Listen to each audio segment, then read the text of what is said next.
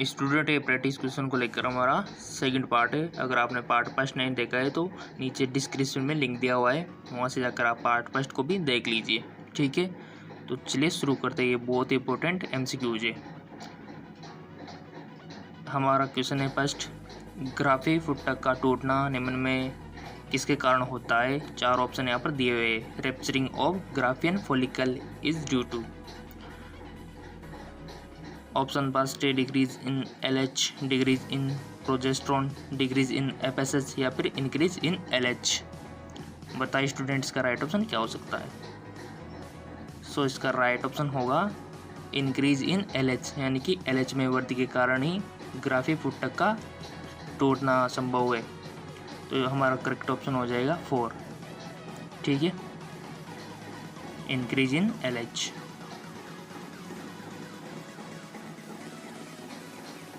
थोड़ा सा इसको ये कर लेते हैं, ज़्यादा ही झूम हो रहा है। हाँ, बहुत इंपॉर्टेंट MCQs है। एक लड़के में नरम हड्डियां, खराब दांतों के विकसित होने का पता चला, ऐसा किसकी कमी के कारण पॉसिबल है। ये 4 ऑप्शन आपके सामने दिए हुए हैं। Vitamin A, vitamin E, D, K है। आपको सारी विटामिन के बारे में पता हुआ होना चाहिए कि किसकी कमी से कौन सा डिजीज़ होता है, इसके सोर्सेज क्या है। बहुत इंपॉर्टेंट है ये, 100% क्वेश्चन यहाँ से बनते हैं। सो स्टूडेंट इसका राइट ऑप्शन हो जाएगा विटामिन D। दूसरा हमारा राइट ऑप्शन हो जाएगा, क्योंकि विटामिन D हमारे जो बोन्स से हमारे जो टीथ है इनके डेवलपमेंट के लिए एसेंशियल होती है, रिक्वायरमेंट होती है। ठीक है ना, तो हमारा विटामिन D राइट ऑप्शन हो जाएगा। कोई भी बात समझ में नहीं आए तो आप प्लीज़ कमेंट कर सकते हो। और ये विटामिन आपको पता हुआ होना चाहिए। विटामिन से रिलेटेड क्वेश्चन आते हैं 100% हमेशा, चाहे वो आपका BSc नर्सिंग का एग्ज़ाम हो या फिर पैरामेडिकल का हो या फिर फार्मेसी का हो। ठीक है ना, कोई भी कंपटीशन एग्ज़ाम हो, अक्सर क्वेश्चन पूछे जाते हैं विटामिन से रिलेटेड। इसका पार्ट फर्स्ट मैंने पहले अपलोड कर दिया है साइंस एक्सप्रेस चैनल पे। अगर आपने नहीं देखा है तो नीचे डिस्क्रिप्शन में लिंक दिया हुआ है, वहाँ से आप उसको देख सकते हो। ठीक है ना, ये पार्ट 2 है हमारा। चलते हैं नेक्स्ट। ये हो गया हमारा विटामिन D। इसमें पूरी विटामिन आपको याद हुआ होना चाहिए। ऑल विटामिन सोर्स, इसकी डेफिशिएंसी से क्या होता है, कौन सी डिजीज होती है। ठीक है ना, और इसके केमिकल नेम। अगला क्वेश्चन है, निम्नलिखित में से कौन सी गर्भ निरोधक विधि नहीं है। यानी कि आपसे ये पूछा जा रहा है कि आपको 3 मेथड पता हुआ होना चाहिए गर्भ निरोधक के। ये आप नॉलेज चेक करना चाहता है क्वेश्चन, तो नहीं है। तो आपको 3 वो पता होना चाहिए जो है। ठीक है, तो 3 कौन सी है, अगर आपको पता होगी तो आप इसको सही कर सकते हो। फर्स्ट है हमारा हार्मोनल विधि, बैरियर मेथड और नेचुरल मेथड। ये तो 3 तो हमारी है, जबकि MTP नहीं है। तो करेक्ट ऑप्शन हमारा MTP हो जाएगा। ठीक है ना, सीधे सीधे क्वेश्चन पूछे जाते हैं MCQs। प्रैक्टिस करोगे तो आपको सब इजी हो जाएगा। और प्रैक्टिस क्वेश्चन से अक्सर रिपीटेड क्वेश्चन भी पूछ ले जाते हैं, जैसे कि अब यहाँ आप प्रैक्टिस कर रहे हो। ठीक है, तो ये क्वेश्चन आपसे रिपीट में पूछे भी जा सकते हैं, इसीलिए आपके लिए प्रैक्टिस क्वेश्चन इंपॉर्टेंट है। MTP हमारा आंसर हो जाएगा।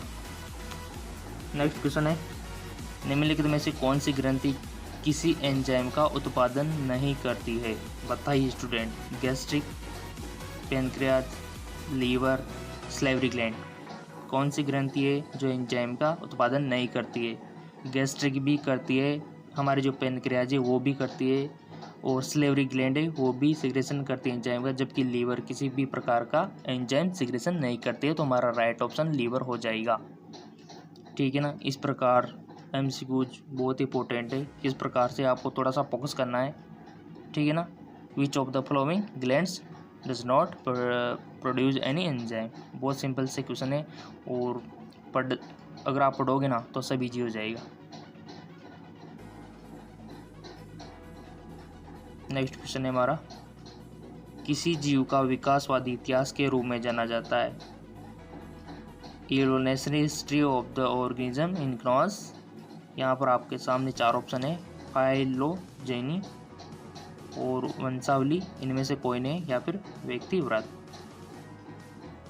सो स्टूडेंट इसका राइट ऑप्शन हो जाएगा फाइलोजेनी। किसी जीव का विकासवादी का इतिहास फाइलोजेनी के रूप में जाना जाता है। ठीक है, कोई भी डाउट हो तो आप कमेंट के थ्रू पूछ सकते हो। फाइलोजेनी हमारा करेक्ट ऑप्शन हो जाएगा। नेक्स्ट क्वेश्चन है, आपको क्या लगता है कि मानव शरीर में सीबेसियस ग्रंथियाँ कहाँ पाई जाती है? जो कि वसा में ग्रंथियाँ होती है वो कहाँ पाई जाती है? क्या मसल्स में पाई जाती है, या क्या स्टोमक में, या फिर हेड में, या फिर स्किन में?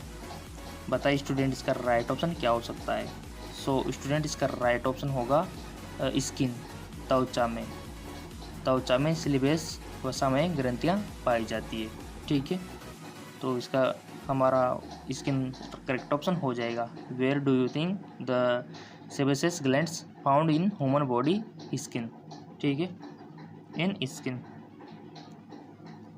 अब चलते हैं नेक्स्ट क्वेश्चन की ओर। स्किन हमारा करेक्ट ऑप्शन हो गया। इसमें बहुत ही इंपॉर्टेंट एमसीक्यूज है एग्जाम पॉइंट ऑफ व्यू से।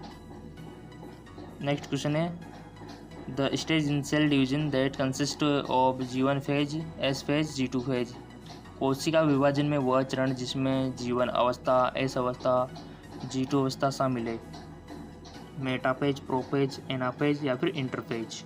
बताइए स्टूडेंट, इसका करेक्ट ऑप्शन क्या हो सकता है? आई होप स्टूडेंट आपने वन ऑप्शन सेलेक्ट कर लिया होगा।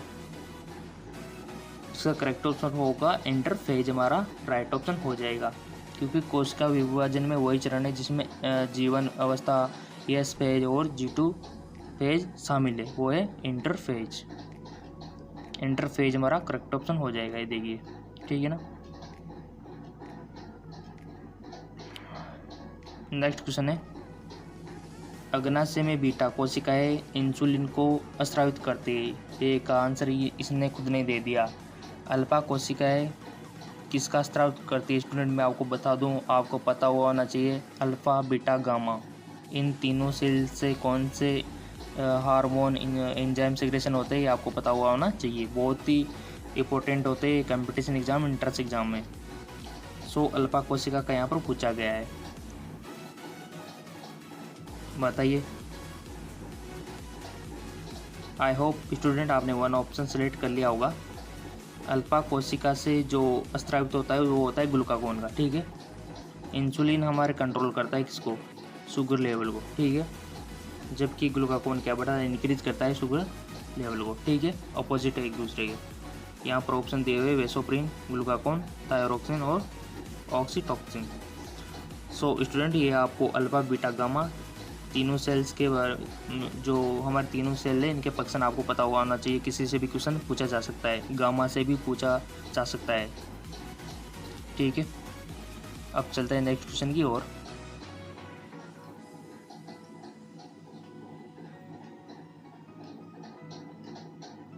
नेक्स्ट क्वेश्चन है हमारा, the columnar cell that are specialize for secretion are called. अस्तमन कोशिकाएं जो स्त्रावण के लिए विशिष्ट होती है, उन्हें क्या कहा जाता है? घनाकार उपकला, या फिर अस्तमाकार, या फिर रोमन उपकला, या फिर ग्रंथिल उपकला? बताइए स्टूडेंट, इसका राइट ऑप्शन क्या हो सकता है? आई होप आपने वन ऑप्शन सेलेक्ट कर लिया होगा। इसका राइट ऑप्शन होगा ग्रंथिल उपकला। ऑप्शन 4 हमारा करेक्ट ऑप्शन हो जाएगा। स्तंभ कोशिकाएं जो स्त्रावण के लिए विशिष्ट होती है, उन्हें ग्रंथिल उपकला कहा जाता है। हमारा ग्रंथिल उपकला राइट ऑप्शन हो जाएगा। नेक्स्ट क्वेश्चन है, smallest unit of recombination of crossing over corresponding to the single nucleotide is called। एक न्यूक्लियोटाइड के अनुरूप पुनर्योजन या विनिमय की सबसे छोटी इकाई क्या कहलाती है? बताइए। बेस, एलील, म्यूटॉन या फिर रेकॉन? मोस्ट इम्पोर्टेंट क्वेश्चन है, और इस प्रकार के क्वेश्चन तो मैं हमेशा करा ही रहा हूँ, बट आप देख नहीं रहे। मैंने ऑब्जर्व किया है कि इन पर जो व्यूज आ रहे हैं वो ऑलमोस्ट 100, 200 ये आ रहे हैं, तो इससे भी मेरे को मोटिवेशन नहीं मिल पाता है। तो जितना हो सके अपने दोस्तों के साथ शेयर करें ऐसे वीडियो, ताकि इन पे व्यू आए और ये जो क्वेश्चन है उनके भी काम आए। ठीक है ना। तो इससे मैं थोड़ा इंस्पायर हूँ, और अगर वीडियो को लाइक नहीं किया तो लाइक कर दीजिए, थोड़ा मेरे को भी मोटिवेशन मिले इनसे। व्यू और लाइक ये तो चाहिए, ठीक है।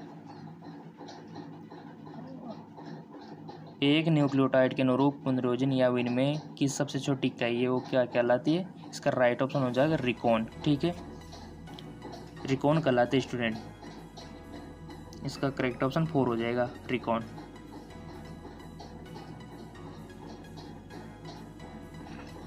अगला सवाल है, which of the following is not a step in uropoiesis of urine formation in the kidney?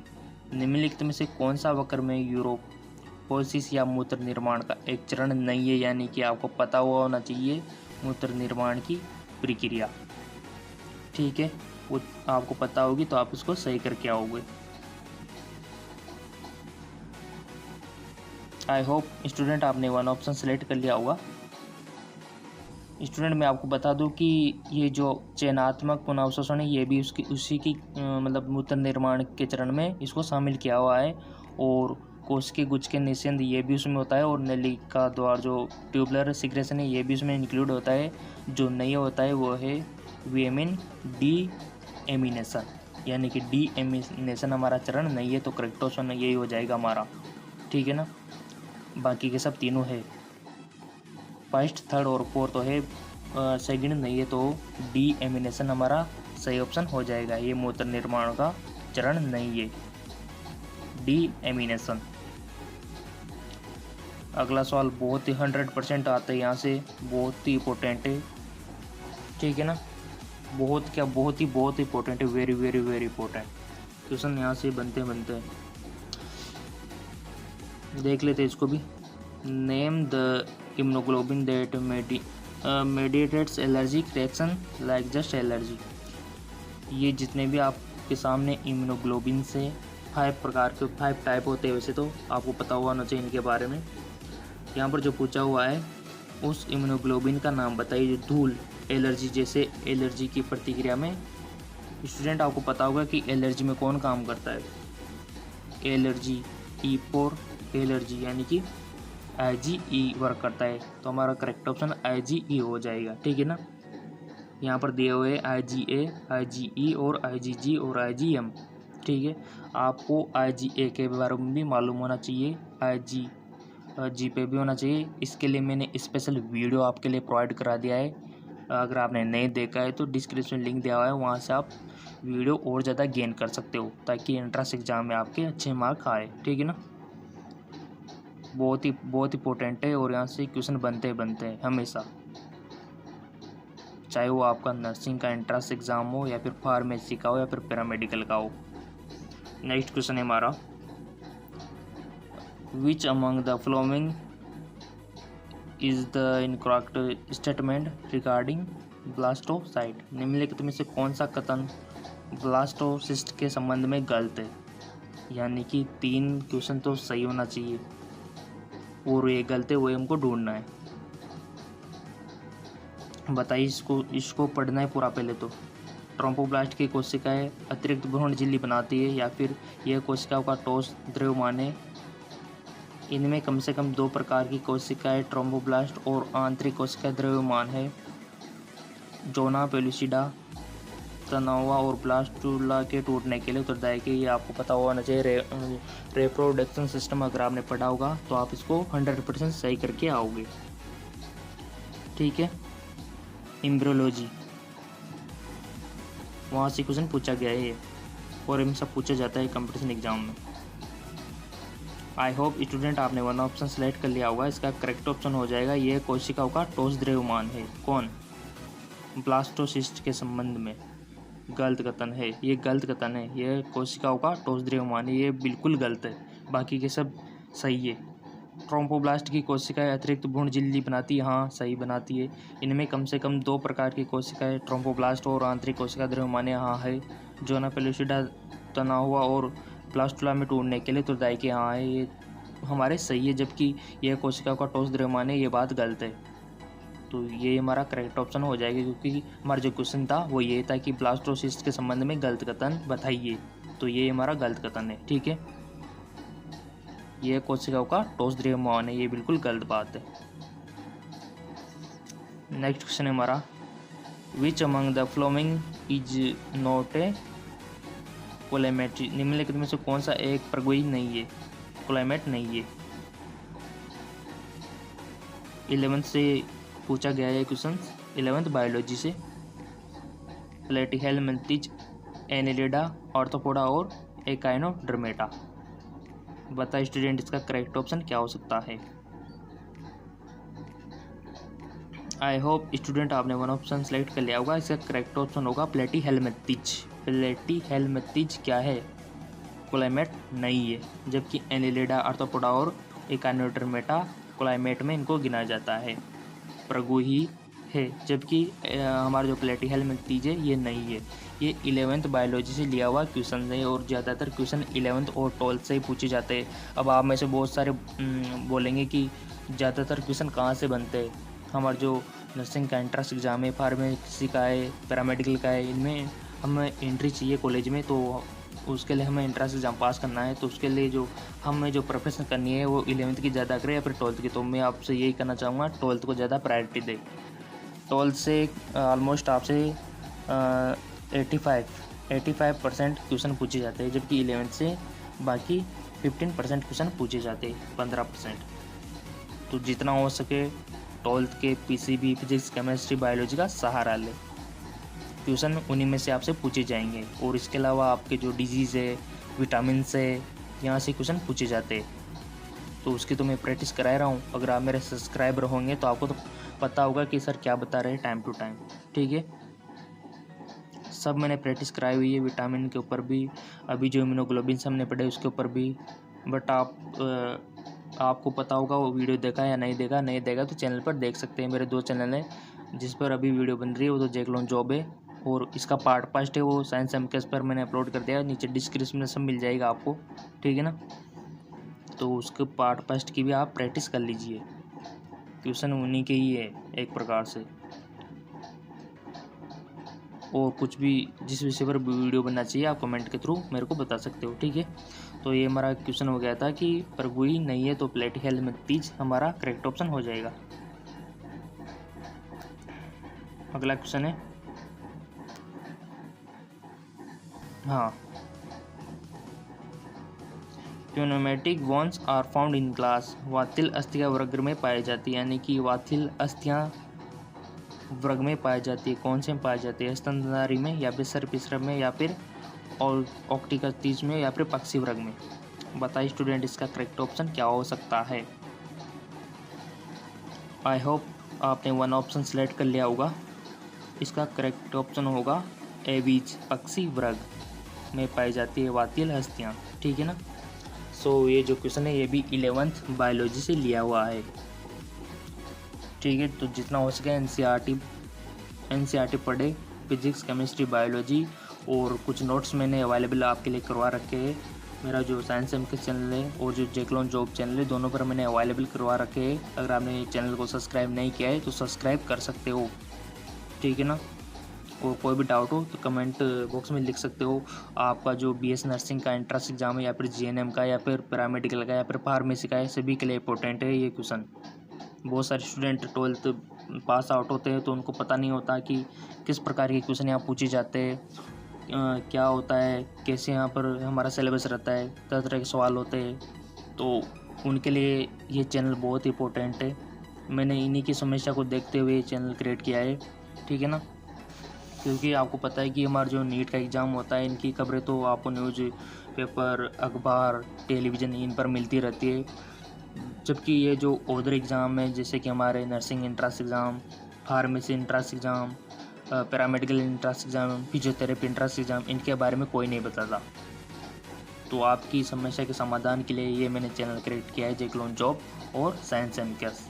तो दोनों चैनल के अगर आप सब्सक्राइबर होंगे तो दुगना पोषण आपको मिलेगा, दुगनी नॉलेज आपको मिलेगी, ठीक है। और ये तो फिक्र बिल्कुल भी ना करें कि इनके एप्लीकेशन फॉर्म कब भरे जाएंगे, हमें नर्सिंग में एडमिशन लेना है, वो तो मैं अब बताता ही रहता हूँ टाइम टू टाइम। जब भी आएंगे आपको नोटिफिकेशन मिल जाएगा। और प्रैक्टिस क्वेश्चन, सिलेबस, प्रेफरेंस कैसे करें, जानकारी तो आपको टाइम टू टाइम मिलती रहेगी, ठीक है ना। सो स्टूडेंट इसका पार्ट फर्स्ट देख लीजिए, डिस्क्रिप्शन में लिंक दिया हुआ है। पार्ट फर्स्ट भी बहुत इंपॉर्टेंट है। 1 से 15 तक मैंने पार्ट फर्स्ट में इंक्लूड कर दिए थे, 15 से हमने 30 तक इसमें इंक्लूड कर दिए, ठीक है ना। तो ये पार्ट सेकंड हमारा कंप्लीट हो गया है और ये हमारी जूलॉजी कंप्लीट हो गई। पार्ट फर्स्ट नीचे डिस्क्रिप्शन में लिंक दिया हुआ है, वहाँ से देख लीजिए आप। पार्ट फर्स्ट देखने के बाद अगर इसको देखोगे तो बहुत इंपॉर्टेंट रहेगा और क्वेश्चन इनमें से ही आएंगे, इस तरह के क्वेश्चन आएंगे मतलब, ठीक है ना। और बहुत से क्वेश्चन रिपीट भी हो सकते हैं, जो अब आपने यहाँ पढ़ा डायरेक्ट क्वेश्चन पूछे जा सकते हैं इस बार 2020 में, ठीक है ना। तो इसका पार्ट फर्स्ट देख लीजिए, नीचे डिस्क्रिप्शन में लिंक दिया हुआ है।